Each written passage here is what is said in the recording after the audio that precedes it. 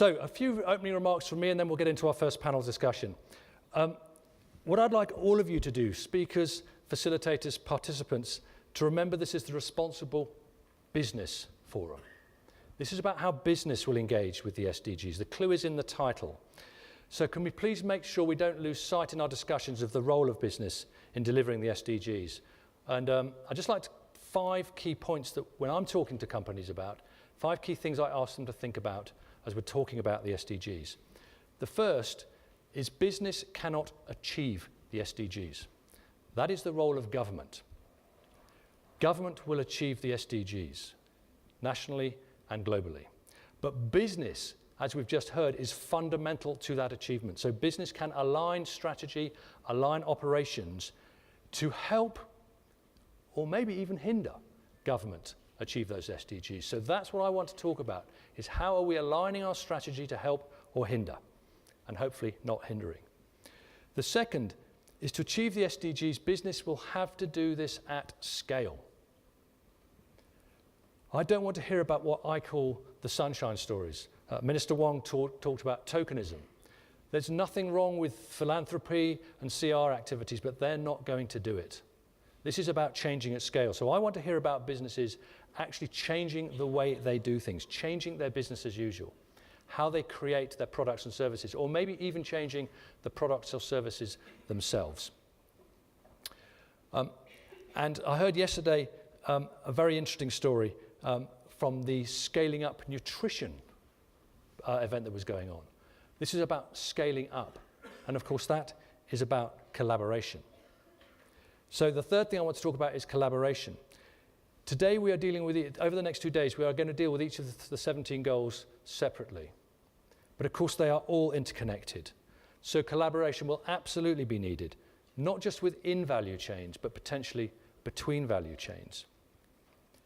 As one of the speakers said yesterday, meet someone new.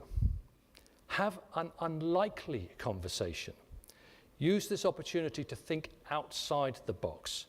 You have no idea where it may lead, because we are going to need new sorts of innovation, new sorts of collaboration. My fourth point, most businesses find the goals high level, complex, and sometimes impenetrable.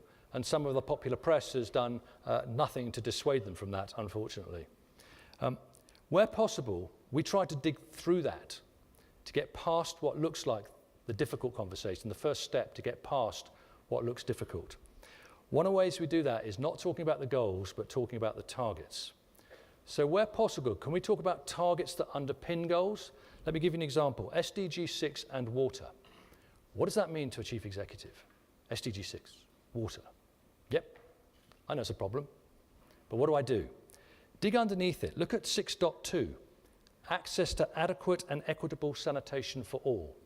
Or 6.3, minimize the release of hazardous chemicals into waterways. Or 6.4, substantially increase water use efficiency. Guess what? Those are all things that businesses understand, chief execs understand. They can do things with those. They are specific, they are measurable, and they can act upon them. So let's talk about targets where we can. And finally, the SDGs will be achieved at a national, or in some countries, a subnational level.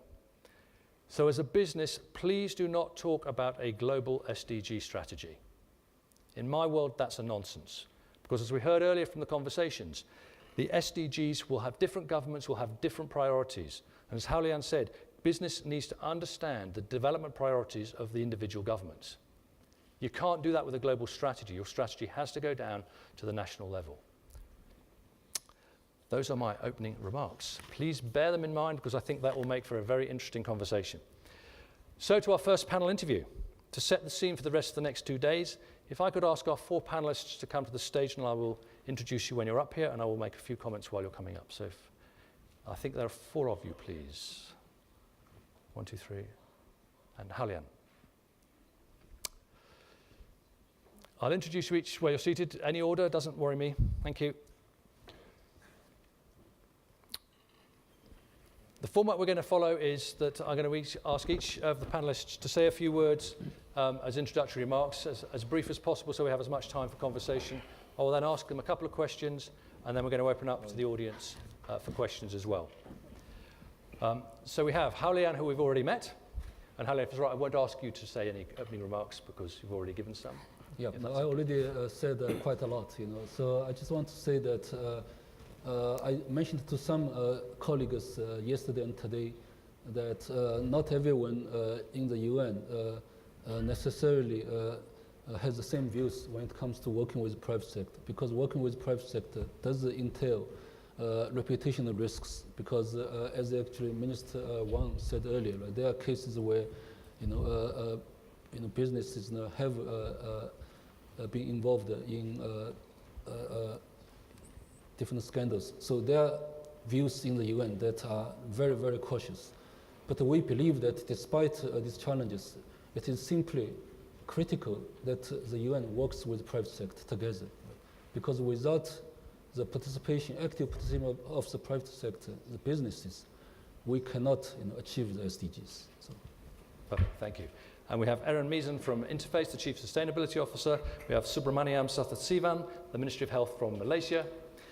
And Marco Lambertini, the Director General of the WWF. So a fantastic panel, I think you can see. We actually have representation from the UN, from government, from NGOs, and from business. We have a multi-stakeholder panel, everybody. The purpose of the panel is that the title of the panel is Collaboration and Innovation to Deliver the Global Goals. So with that in mind, if I could kick off with some introductory remarks, and maybe, Minister, if you could say a few things to kick us off, if that's okay. Okay, thank you. Thank you. The shift after the MDGs into the SDGs is something which has brought into focus need for the world as a whole to face some of the most serious challenges which we are facing. That is to align government and development in line with sustainability. So the core principles of the SDG, where sustainability is the underlying core principle, where social, economic, and environmental sustainability underlies all the programs which are put, actually puts a framework for the future of this world. And if, just for the sake of imagination, if the SDGs had been introduced maybe 50 years ago, maybe we might be living in a better world.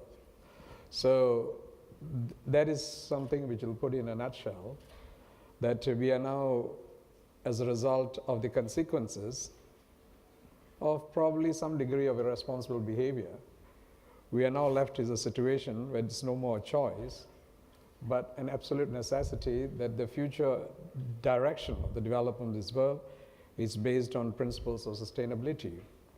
And of course, this will underpin policies by the government. And of course, as what you just said just now, how businesses align themselves with the core principles of sustainability in how they do things. For a start, I think I'll stop there. Perfect, thank you. Right. And music to my ears, because what we talk about with clients is exactly that. If government's going to rely on to develop policy, understand what it is, understand what's important, be ahead of the curve, right? Maybe I'll come to you next, Marco, if that's all right. Marco Lambertini, the Director General of the WWF. A few opening remarks. Yeah, sure. And I think, just to say, WWF has a long history of multi-stakeholder initiatives. More than 2 decades ago, we were behind the launch of the first, perhaps, environmental certification initiatives around timber, around seafood, then became aquaculture. We've been engaged in commodities work on a number of products like cotton and sugar, palm oil, perhaps more progress needed there. And we just launched an exciting one on rubber with Michelin and other partners. So we have quite a lot of history. And I think we are discovering that we do need to do and develop this initiative a little bit differently. And the SDG framework, perhaps, has gave us the inspiration of what that different actually means. And I'm going to go back to this perhaps later, but for me, the key word, you mentioned several words, Malcolm, at the beginning. For me, another word that is absolutely critical in this discussion is integration. And integration requires a pretty deep change in the way we look at the issues, at the solutions, and at the partnerships that we're building to develop the solutions. So I'll stop there now, but more to come. Perfect. We're going to come back to all that. You read your notes. So finally, Erin Meason is the Chief Sustainability Officer for Interface, which has been widely recognized as one of the most sustainable companies for many years. So some initial thoughts? Sure. First, I'm delighted to be here. Having come over from America yesterday, it's been an exciting month in our country. But I'm really optimistic for this conversation. As a business that started down the path of wanting to be more sustainable 22 years ago, one of the challenges we found was the difficulty of engaging with governments and non-governmental entities to really help us deliver our business goals. There simply wasn't a clear map for how we should engage or what the end goals could be. And I think the SDGs have provided for business a very clear zero risk map. And now it's upon us to sort of use the ingenuity, the innovation, our capital to really engage with those partners in building out this map towards a really exciting future. Brilliant, thank you. Nice and succinct, which is just what I asked for, so thank you very much. Plenty of time for discussion. So I've heard we need to do things differently. I've heard we have no more choice. I've heard SDGs are a clear zero risk map, and I've heard that business is critical in all this. So I think there's an element of agreement in what needs to be done here, and an element of urgency as well. If I could focus on the first part of the theme first, which is collaboration.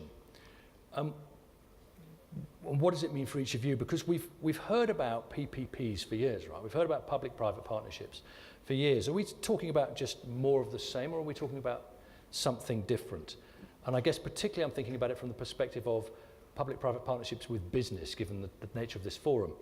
So maybe I could ask each of you your view on what needs to be done differently in the collaborations with business from an NGO perspective, from a government perspective, from a UN perspective, and then I'll ask Erin a view from the coalface, if that's all right. So Minister, maybe first with you, how do you see any difference in collaboration with business, or is it more of the same? Well, relationships within the public sector and private sector has always been there in all governments to varying degrees, some in which it is predominant, some in which it has played a smaller role. But in whatever capacity it plays a role, how the SDGs will probably give a new direction to such partnerships is on how the partnerships realign themselves with the ideals of the sustainable goals.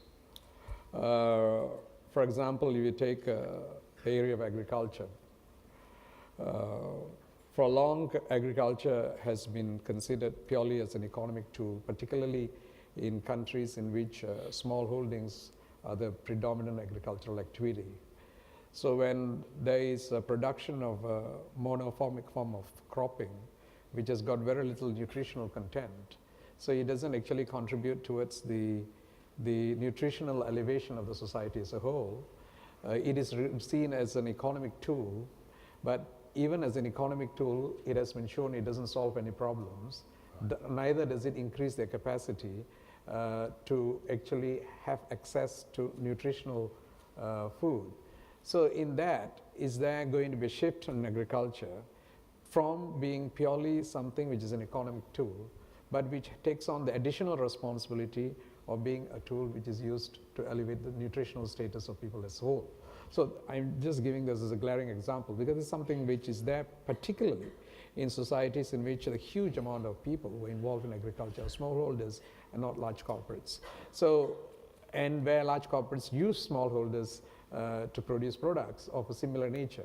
So this is the kind of shift which probably you have to think of if you want to align the activity which you are doing so that it is achievable. Because if you look at the second goal of the SDGs is eradication of poverty, hunger, and to achieve and elevate the nutritional status. So to do that, of course, there is a need for industry and investors to really align their focus. I'm just giving a single example But there will be similar examples in all other aspects of industry. And does that mean that you're looking for business to come with new ideas, or is government going to reach out and say, hey, business, I we think need you to think the different? connectivity on both sides has to recognize these, and both have to realign with that. Right. So it's a realignment both sides. Right. And it's very much picking up on what Marcus said, but this integration point, not just an economic tool, but it's an economic tool which integrates with The other goals. and the SDGs provide part of that roadmap. Excellent, very interesting. Marco, from your perspective, different collaborations going on within WWF, or is it just more of the same? So in WWF, we are doing perhaps two things which are a big change for us. And really the SDG framework has triggered that thinking. The first one is a cultural change, if you like. And I guess this applies also to businesses too, and could apply to the business sector too. So we're beginning to think of our WWF strategy and mission not anymore like our mission, but we're developing it in a way that becomes more like a contribution to the global mission and global strategy, to the Agenda 2030. And so we've been starting to align our goals and objectives and programs to different SDGs, relatively easy to do, for example, for fresh water, ocean, forest, wildlife, climate, more traditional kind of areas of work for us.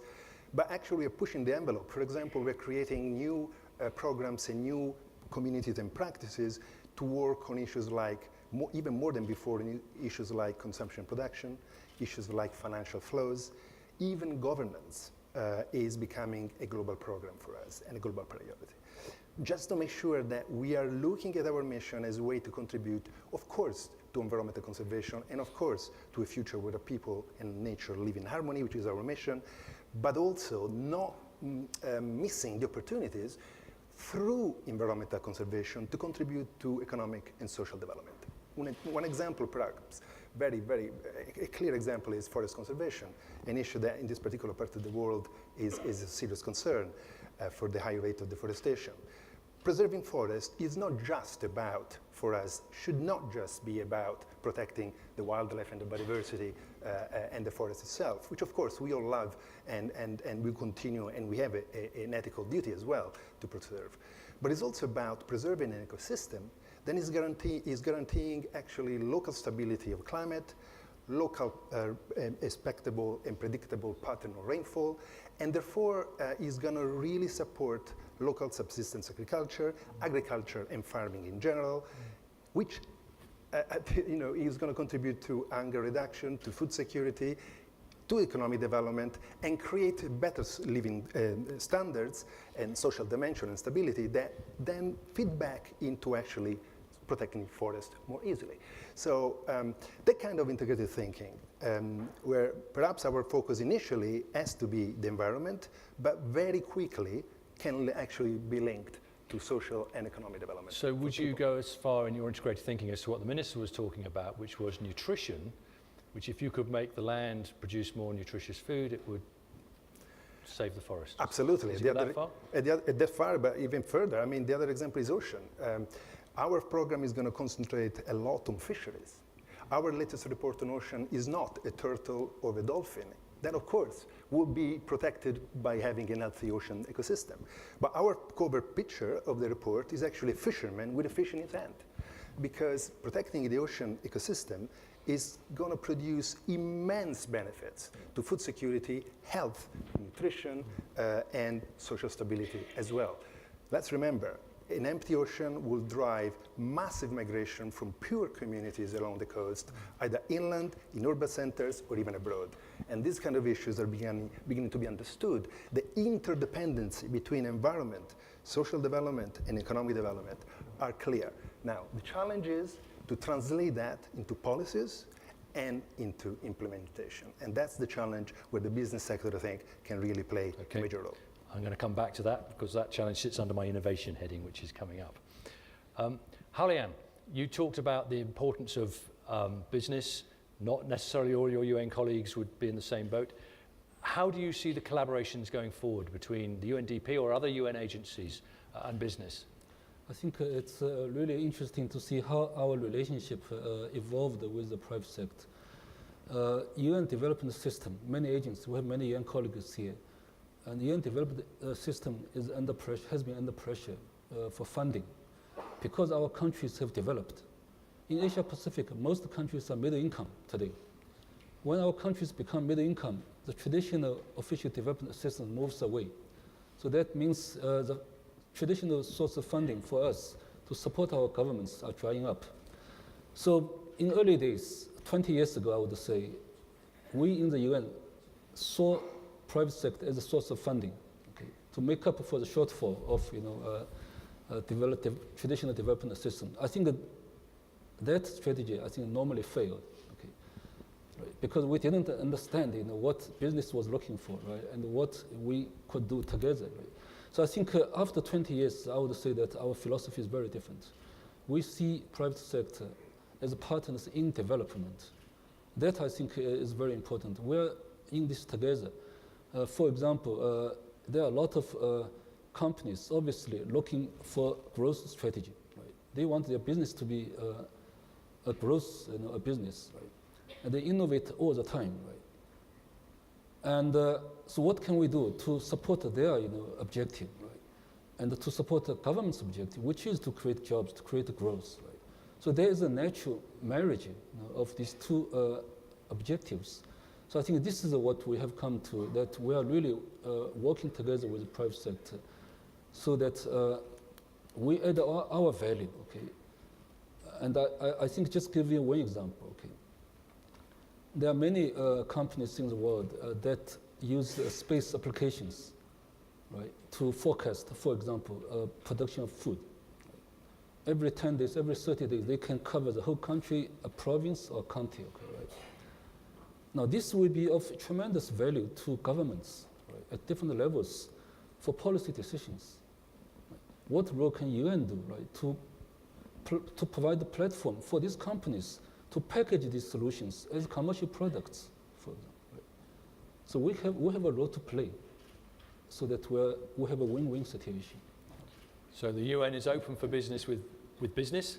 Yes, and I it's think so, no longer definitely. looking for handouts, it's looking for collaborations and ideas. Yeah. Now, let me say this, okay? This is a very important point, okay? The UN, by definition, does a lot of public goods work, provide public goods, Yeah. right, regionally and internationally. Now, public goods, by definition, needs to be paid by somebody, okay? Now, it's traditionally only was provided by our donor governments, but now increasingly, our host country governments are providing this. Now, 10% of our $1.1 billion expenditure in Asia Pacific is provided by our host governments today. Right? But we're also looking to like-minded private business to also share the cost of this provision of public goods. So we will need a grant assistance as well, but we needed to do that based on a common objective, a value proposition. So there's a value proposition sits behind it. That's important to most business people. So Erin, you talked at the beginning about there was no roadmap, there was no way to engage, it was difficult to find collaborations. Now the SDGs provide that. Can I change the conversation slightly for you? With this collaboration issue, the number of times I hear business talk about the challenge between collaboration versus competition, because every businessman has grown up with competing in their NDA, in their DNA. So in their DNA. Hence an NDA. How do you deal with that? Where do you draw the line? And go, that's giving away my trade secrets. How do you deal with that? Well, I actually want to respond to the panel's comments first and say, I'm very encouraged to hear conversations happening about a new relationship with business. I kind of feel like the old model of the public-private partnerships were sort of like a wedding, and business was the father of the bride. We were expected to extend the invitations, plan the event, come up with the ideas, and pick up the check. And it was pretty much that level of expectation of a business to sort of engage in a dialogue with government, with an NGO, and I'm really encouraged to hear we're having a very different approach to thinking about who extends the invitations, who comes to the event, who contributes ideas, and how we sort of share the funding of these sorts of events. And having that foundation is what I think helps us get beyond this idea of competition versus collaboration. Just on that, to take your analogy, if business isn't the father of the bride at the wedding, What is business in the future? I feel like we're changing the model. So, you know, and maybe a wedding is on my mind because I recently had a niece get married, but it was encouraging to see that, at least in this latest wedding, both parents contributed, the young professionals contributed to paying for the wedding. And so it was just a very different approach to having a conversation. And I think that's really important for business. And the second is really our ability to get beyond this idea of competition. But I will say in favor of competition one thing, where Interface has innovated and we've put models into the market, whether it's making products with recycled content used from fishing nets that were gathered by communities in the Philippines, or whether it was setting aggressive goals on climate, being out there and getting that competitive advantage in the marketplace, meaning winning business with our customers, has been enough of an incentive to encourage our competitors to do the same.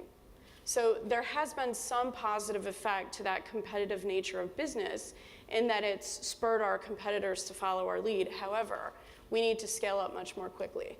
So, you know, this idea of how do we bring competitors into the circle, how do we expand the programs and the pilots we've created to really engage other competitors in not just the manufacturing sector, but in our space, the entire built environment sphere, I think for us is going to require thinking about them differently, just as you've heard the panel think about the relationship with business differently. So we need to have a little bit more trust. We need to develop some working models with competitor organizations earlier. We need to expect that we can have cross-industry funding competitive pilot projects together. Just, do you need, and maybe I'll come back to the minister on this, do you need government to help put that together? Does Absolutely. that help create the trust? That's a fantastic role for government or the NGO sector to play to sort of convene these competitive entities. Because I think we find it challenging ourselves to organize with competitors. Yeah. So having that outside force, one fantastic thing that we learned is many years ago, our founder and chairman was asked by President Clinton to chair a commission on sustainable development. And it was amazing not only what that did to put a spotlight on our industry, but how that changed our chairman himself in terms of his role and how he thought of furthering the dialogue on sustainable business as an individual. So, Minister, is that on your agenda to convene corporates together, potentially competitors? Yes, and we have in our government a program which we call the Economic Transformation Program. And we have got 13 sectors which identified that, and health is one of the sectors. So it is under each of the ministers who are responsible for this. And the whole responsibility of that, we call that of that particular committee, is to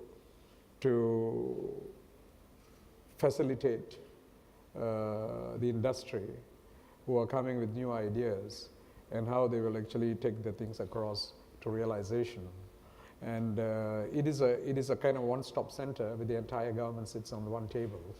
And so we have found that it works, because when somebody comes with an innovative product which we think will be useful, and then they say these are the stumbling blocks which we face before we actually the final fruits can be seen. So the whole aim of this particular committee is to identify and resolve those stumbling blocks by facilitation. And the eventual facilitation is whether the government itself will be a user of the end product as a kind of assistance to it. So we have a process to actually enable that, to give a kind of motivation to them, and to take up some of the initial financial responsibilities which they have to do it as an incentive, so that more people will do this. So this model is working. It has benefited cross-sector industries in the health sector who are working with us. So what you're saying, we've already implemented that. Perfect. Right. And then Marco, I think you had a comment you wanted to. Yeah, I wanted to reflection. Build on, yeah, thank you. I wanted to build on this argument about competition, because we've been seeing a big change in the way NGOs, but particularly businesses, approaching these partnerships. in a way that is not anymore about pleasing a fringe of the consumers, of the clients, or is actually increasingly consolidating social lines to operate. At the local level, the operations happen, but also at the global level in terms of the global society. And increasingly, environmental and social considerations are not just about ethical and responsible behavior, are beginning to be actually bottom line business continuity and profitability. Yes. As water becomes scarce, operations at the industrial level are tricky, and businesses are actually losing money.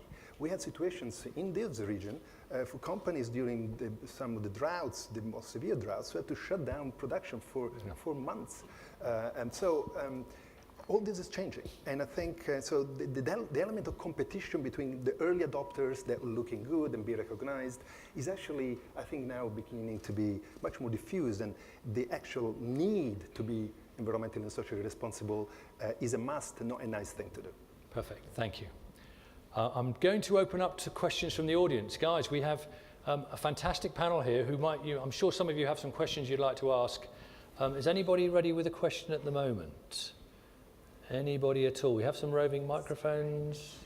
I've got a question here. Yes, sir. If you could just say your name and ask your question. Thank you. Thank you. My name is Wasap. Hang on, can we have the microphone? Yep. Yeah, just going to this very valid point raised by the Honorable Minister as well as the Marcus in terms of the food. Today the focus I'm talking in developing world is more on quantitative food security, whereas there is not much focus on the nutritional security as pointed out. The problem is that the theme of this panel discussion, there is a lot of innovation in the private sector, but unfortunately there is a big gap between the policy framework in terms of how to bring this innovation into the world, because there are no clarity or no harmonization across the different parts of the world on the regulatory framework. And that is where probably United Nations could play a part, positive part, that develop a framework based on the best scientific practices. So how these innovations could be really brought into reality by public-private partnership. Okay, thank you. So I think the question was, there's innovation going on, but how do we scale it across the world when regulation is different around the world? Perfect. And that's very good, because that's on the subject of innovation. Does anyone want to pick up on that? How do we deal with where innovation is getting stopped because there are barriers, regulatory barriers? Yeah, I mean, the whole thing relies on how fast regulations and policies, regulatory policies change with innovation. The speed. What he's saying, there's a gap in the speed. Sometimes innovation is so fast, the regulatory frameworks don't change as fast to facilitate it. So this is the reason why we developed this economic transformation program. Because we have seen through that actually we have archaic policies. We have laws which have to be amended. And so when that becomes a stumbling block, then in attempting to facilitate the realization of the innovation, then we actually do the amendments to the law or undo the policies which are inhibitory. So I think there is a need for this kind of intervention, because it's inevitable that this gap will always be there. And whether regulatory policies can keep in pace with innovation, there's always be a challenge. And do you talk to other governments? Because part of the question was about we could get the regulation right in one country, but then in another country we still can't get the innovation there. Well, that is where international forums like this are useful, and depending on which area. And of course this consultation goes for health. I think we got very healthy consultation both at the WHO level and our regional WHO offices, where all such issues are debated very well to get some degree of consensus on how we work. Okay. Howden, is that what UNCTAD is for, or is that? Many UN agencies are working on standards, and I think this is a big issue. Okay? It's a big issue. I think we can perhaps look at this from a couple of points of view. One is regulatory framework, right? And that there are agencies that are working on this. For example, WHO, and some other agencies are working on this kind of standard issue. But I think there's also a question of government outlook for innovation, because the rate of change is so fast today, especially in emerging economies. Things are just moving very, very fast. Right? So we have invested in UNDP in the last 3 years very heavily in the innovation agenda. That is, we have to think faster. Right? I think it's a very famous quote of Jack Welch, right? If rate of change outside is faster than inside, the end is near. Right? We have a sense of urgency and a crisis, frankly, in UNDP, definitely. So we are looking at new ways of working with our governments to look at this kind of, sort of forecast, right? Future, design, so in terms of policy and a range of issues to position governments and ourselves ahead of the game. This is something we try to do. But at the core of it, another way of looking at it is the quality of governance, quality of institutions. Very often you have a good regulatory framework. It is a question of enforcement. And enforcement also not just at the central level, but at the local level. So my last point in this regard is that we have to accept that development in developing countries is a process that will take time. We will not make it perfect in the short term, even in 5 or 10 years' time. So we have to work with governments, build the capacity along the way, but to really have national development goals and SDGs framework in mind as we move forward.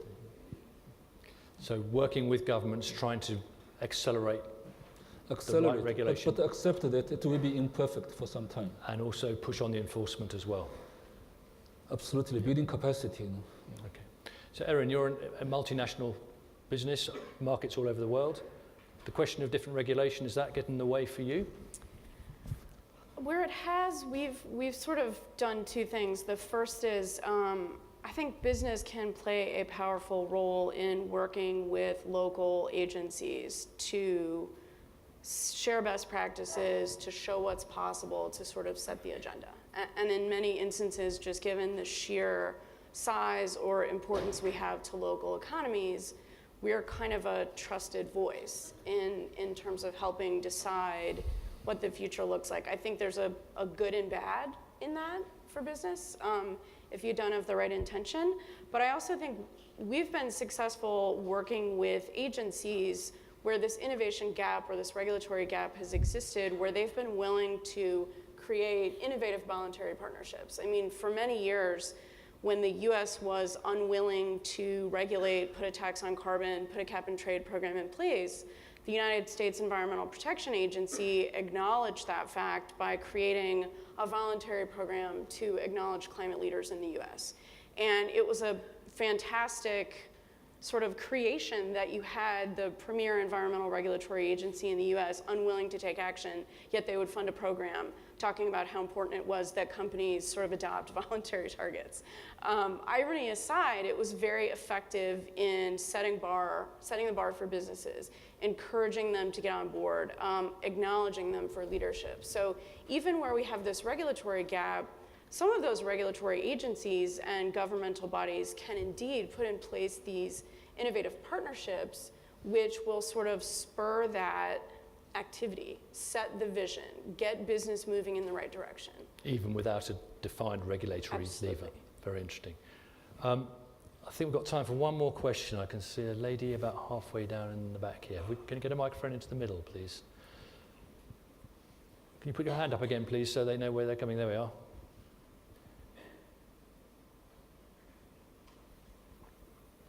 Thank you. Good morning, and thank you for this great event. Waste diversion, reduction, zero waste is a major topic nowadays. And I was wondering why this critical item was not part of the upcoming workshop as waste, zero waste solutions and innovations. That's not really a question for the panel, that's more a question for me, I think, and the organisers. That's a suggestion. I'll come back to you later if I may. I think you'll find it's probably under number 12, but we'll check. So can we ask one more question? We've got a gentleman here in a flowery shirt. You can stand up so everyone can see the flowery shirt, so there we go. Thank you for the comment about the shirt. I'm the owner of a SME. Oh, I see myself on the screen there. I think the role of business has been outlined, and I think business, it's in our interest to be sustainable, and I think we're doing that. It's commercial interest. I find that our problem is still mostly with government. Government in the regions, there has been a problem with corruption, and that is fortunately being addressed. Indonesia is a leader in this area. But what we also find is that SMEs are often by nature quite sustainable. We are small, we need to survive, we need to think about everybody to do well. But we are often not heard. Like even in Singapore, for instance, the regulations actually hinder us rather than help us. So it would be good if governments could consult more with the SMEs. Okay, brilliant, thank you. Very, very good question. So SMEs, the unheard voice, getting hindered by regulation. How do we deal with that in the world of collaboration? We've got thousands of small SMEs. I think that's a statement that government's more hindrance than supporters. I think it is towards the government's disadvantage not supporting SMEs. So any government will definitely be proactive in supporting SMEs. If you look at in terms of the number of entrepreneurs and the number of job creation, the role played of SMEs is much bigger than big corporations. So the SMEs are a very important component of the economic agenda of any government. So governments should be proactive and supporting, and I think that's what most governments will do. But again, the role of regulations will be more to promote healthy business development, protect the people, and not be unnecessary hindrance. If at all such kinds of regulations do exist, maybe because of historical reasons, because changes would have outpaced the need for such regulations, which occurs because changes are dynamic and regulations are also to be dynamic. So with that in mind, I suppose most governments, I mean, I can speak for mine, where we are quite proactive as far as business goes, and we have got a dedicated SME corporation which actually looks into the needs of SMEs, and we recognize their importance.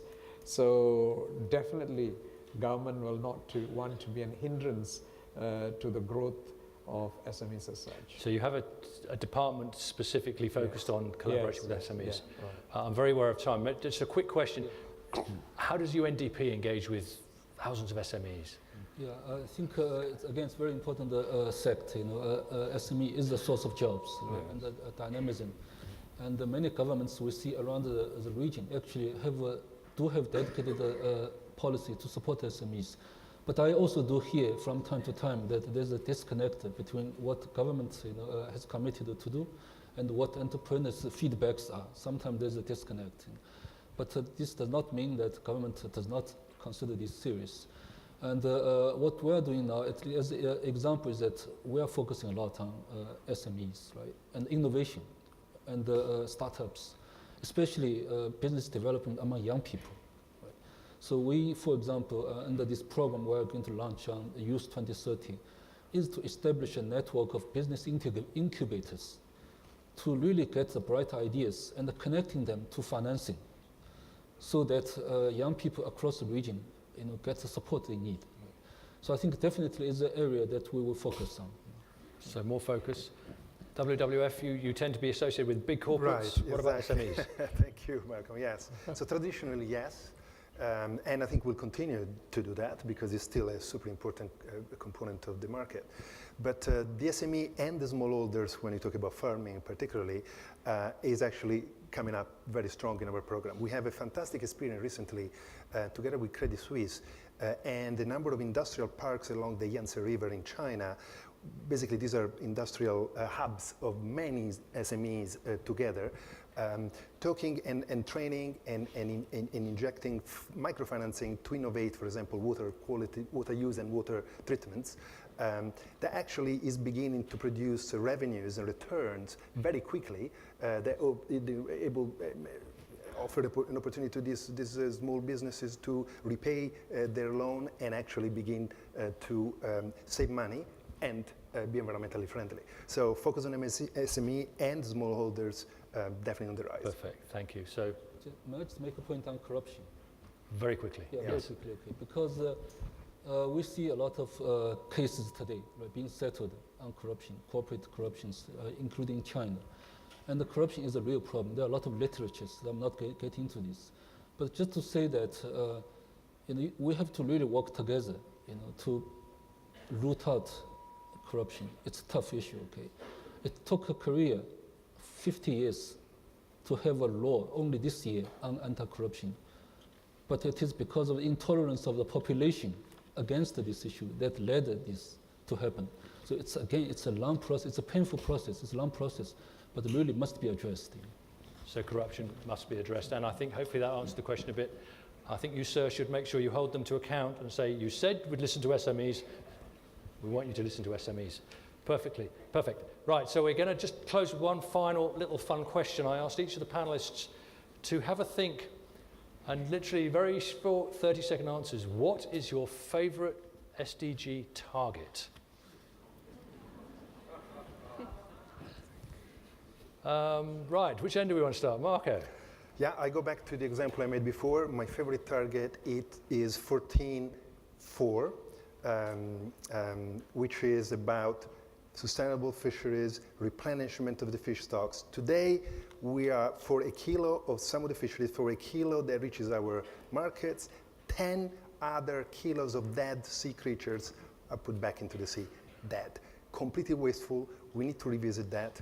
And I think that's an exciting opportunity to conserve the environment and to help people, jobs, economies, blah, blah, blah. 14.4. 14.4. Minister. Of course, my focus is to be on SDG 3, health.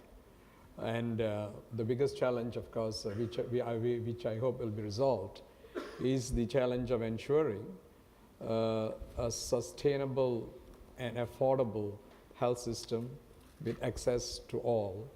And that is underlined in the SDGs.